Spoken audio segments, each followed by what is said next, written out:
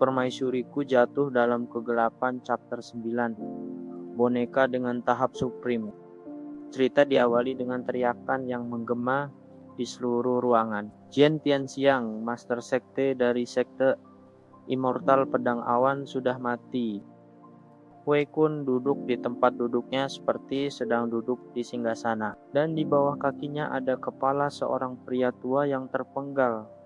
Orang itu adalah Jian Tianxing dengan senyuman jahat penuh dendam kepada Su Changge. Wei Kun memuji para bawahannya karena berhasil membawa kepala master sekte dari sekte Immortal Pedang Awan.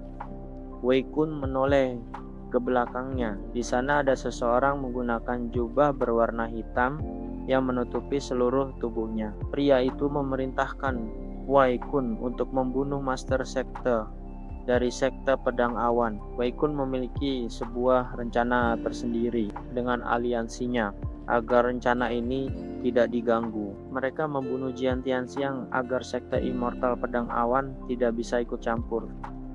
Pria berjubah itu memuji Wei Kun karena siasat jahatnya.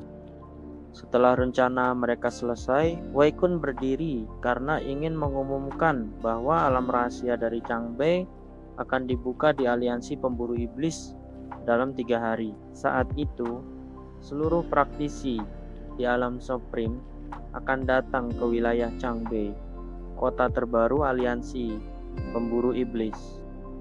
Saat rencana besar Wei berhasil dijalankan, Wei Kun percaya bahwa semua orang di wilayah Changbei akan mengikuti jejak aliansi pemburu iblis. Mendengar pernyataan penuh kepercayadirian dari Wei Kun, itu membuat semua pasukan aliansi pemburu iblis menunduk penuh semangat karena akan menguasai seluruh wilayah Changbei.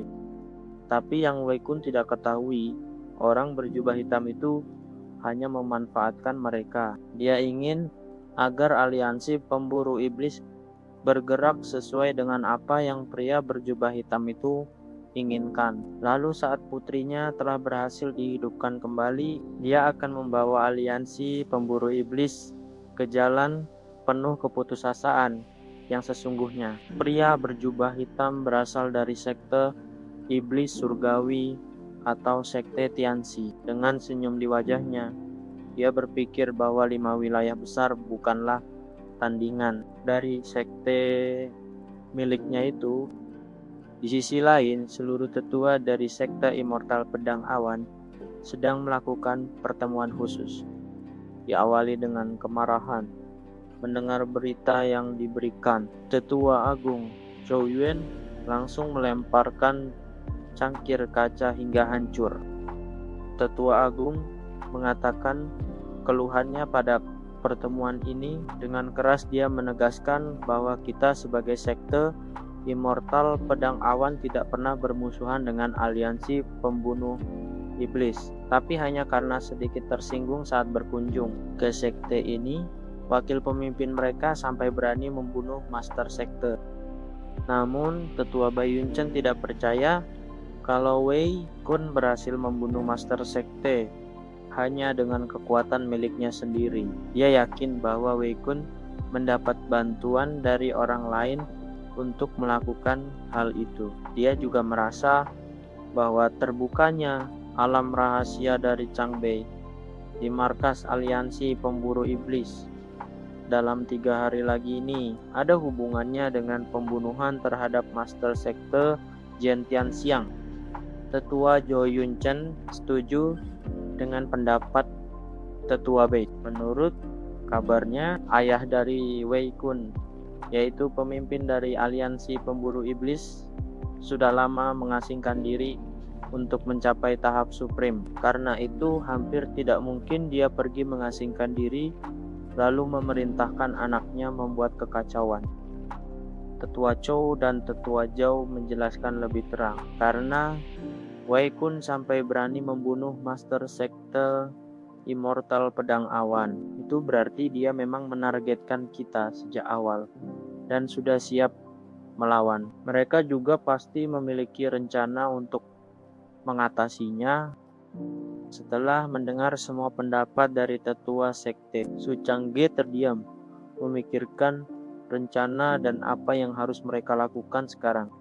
Su Changge menguatkan tekadnya dan dengan jelas mengatakan bahwa mata harus dibalas dengan mata. Mereka membunuh master sekte.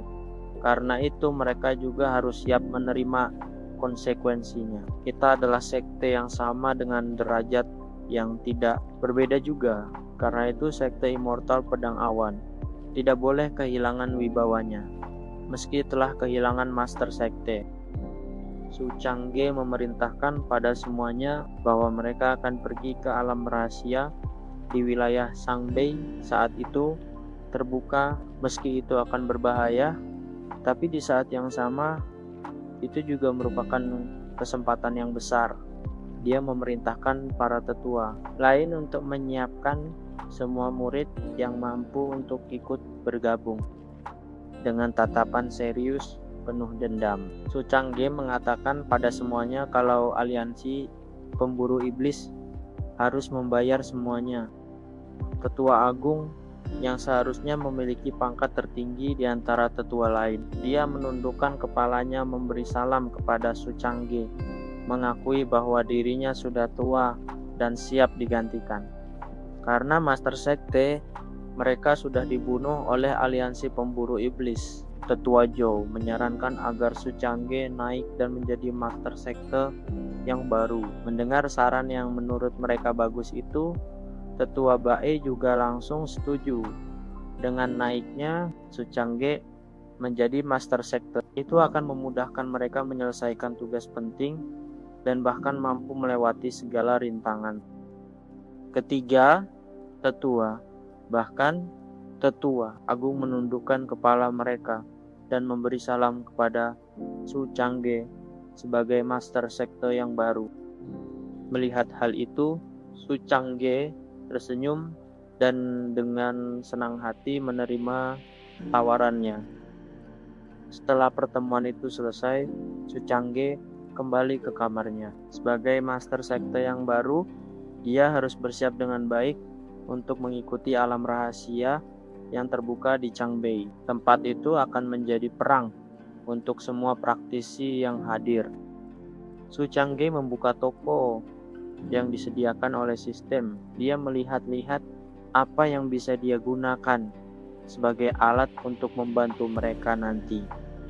Su Changge menghabiskan 10.000 poin takdir untuk dia belikan 2 patung dengan tingkat kultivasi di tahap Supreme. Kedua patung ini meski berada di tahap Supreme, tapi mereka tidak memiliki kemampuan seni bela diri apapun dan tidak memiliki pengalaman bertarung sama sekali. Karena itu kedua patung ini masih perlu dilatih oleh Su Changge untuk mengembangkan kekuatannya. Tapi itu bukanlah masalah bagi Su Changge. Dia menggunakan poinnya lagi untuk membeli teknik untuk disuntikan ke patung itu. Dengan cepat Su Changge memberikan beberapa teknik tingkat tertinggi itu kepada 2 patung yang baru dia beli. Setelah dia memberikan semua teknik yang dia punya, Su Changge ingin memberikan pengalaman bertarung yang nyata kepada patung itu. Karena itulah dia menggunakan teknik pengendali jiwa. Su Changge memasukkan jiwanya sendiri pada salah satu boneka itu. Setelah menerima jiwa itu, Su Changge yang mengendalikan salah satu patung langsung melesat, memimpin patung yang lain untuk mengikuti dirinya. Dia pergi ke tempat yang jauh memimpin boneka yang lain. Setelah beberapa saat terbang jauh, dia melihat ada suatu sekte yang berdiam di sana. Su Changge yang merasuki salah satu boneka diam dan melihat dari langit itu adalah sekte dewa dari semua roh. Dia memilih tempat yang jauh ini, tempat yang tidak akan didengar oleh dataran utama wilayah Changbei, meski dia membuat masalah. Melihat 2 makhluk dengan armor perang secara penuh, para anggota dari sekte dewa dari semua roh langsung panik. Mereka memberi peringatan kepada semua orang di sana untuk bersiap karena adanya serangan.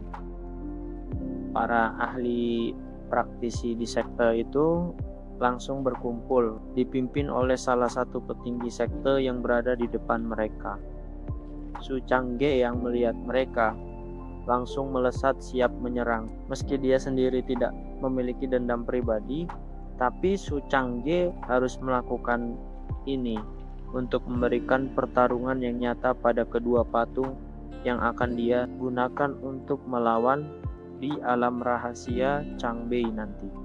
Sedangkan di sisi lain, pintu ruangan Su Changge terbuka karena jiwa miliknya sedang memasuki salah satu patung itu. Tubuhnya terdiam di ruangan, tidak bergerak sama sekali. Orang itu adalah Xu Liuli yang sedang berusaha untuk memuaskan Su Changge karena dirinya adalah masternya yang baru.